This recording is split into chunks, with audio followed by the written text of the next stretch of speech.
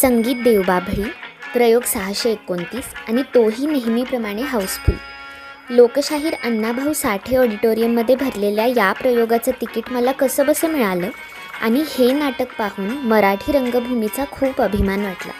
म्हणजे सेटच्या आवराआवरीपासून ते संवादांची गुंफण आणि त्यातून हळूहळू उलगडत जाणारं सुंदर कथानक. अवली आणि रुक्मिणीची भूमिका साकारणाऱ्या या दोघींनीही इतकी छान ॲक्टिंग केली आहे की म्युझिकल प्ले असल्यामुळे सर्वात शेवटी त्यांना डेमो देऊन हे प्रूव्ह करावं लागतं की हे रेकॉर्डेड नाही तर लाईव्ह सिंगिंग होतं.